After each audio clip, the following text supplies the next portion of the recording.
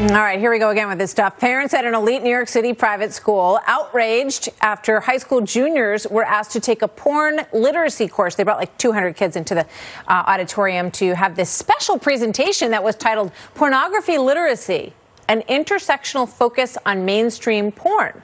And it was held without mentioning to the parents that this was going to happen that day. Some of them complained because they had standardized tests coming up for college and they missed like a practice session to go to this thing.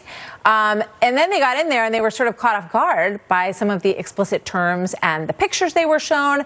Will Kane is an expert on this, so he's standing by. We're going to talk to him in a moment. But first, to correspondent Aisha Hasni, live outside at Manhattan's Columbia Prep. Charging stations and taxpayers' fucking dollars. Hey, good afternoon to you, Martha. You know what? What a story this is. The head of Columbia Grammar and Prep is now apologizing to parents here, but some parents say it's simply not enough. So here's what happened.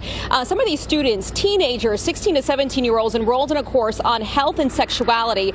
Instead, the kids got a class on porn. Now, these are teaching slides here obtained by the New York Post, but not verified by Fox yet. And we just want to warn you, some of these images and language that I'm going to be talking about, they are graphic. So according to the Post, the class delved into everything from statistics that show straight women have fewer orgasms to the most searched porn terms online, words like Korean, stepmom, and massage. One student tells the Post, "We were all so shocked and mortified. We were like, why are they doing this? Why do they think it's okay?" So the class is taught by Justine Ange Fonte, who says on her own website that her teaching method is influenced by Kimberly Crenshaw, as you know, a well-known scholar of critical race theory. Now, Columbia's head of school is apologizing in a statement shared by the Post. He writes, "In this case, the speaker did not align with our unique CGPS mission, and for this, I apologize."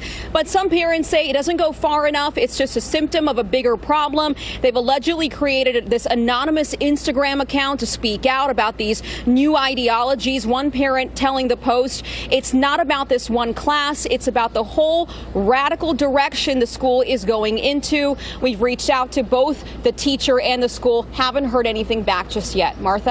Aisha, thank you very much. Here with me now for Wednesdays with Will Kane, co-host of Fox and Friends Weekend, host of the Will Kane podcast. You know, I mean... You're going to call me an expert again? Is this what you're going to do? You're going to introduce me as the expert on pornography here today? No, I meant education, school, students, things like that, clearly.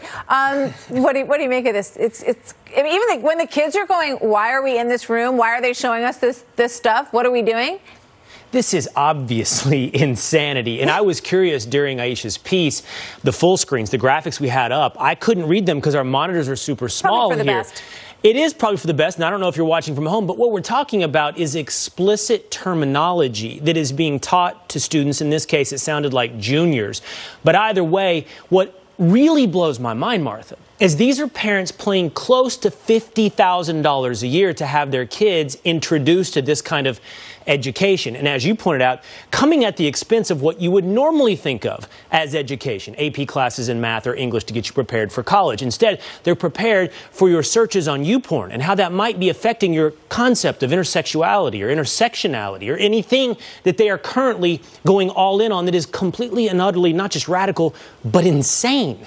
Yeah, you know, I love how the head of school said it was unfortunate that we didn't better inform ourselves of the speaker's specific content in advance. But I went on her website to see that, and you know, I could have figured out probably in about to the first 15 seconds that maybe this wasn't going to be appropriate material for high school juniors.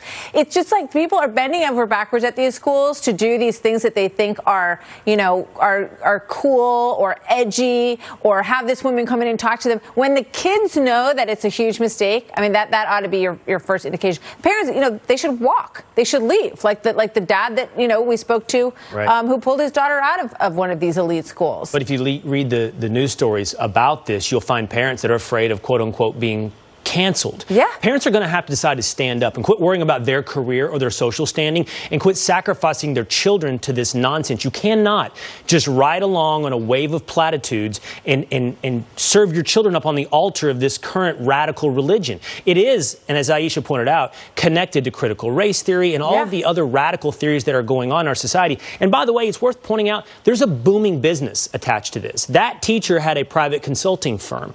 The professor she supposedly learned this from from, I'm sure, has a nice tenure up at Columbia College. There's best-selling books about this stuff. So there are people making big-time money on everyone else's desire to not get canceled. Yeah, no, it's almost like they're laughing and tempting these parents. Like, let's see how much we can put in front of them and if they won't walk.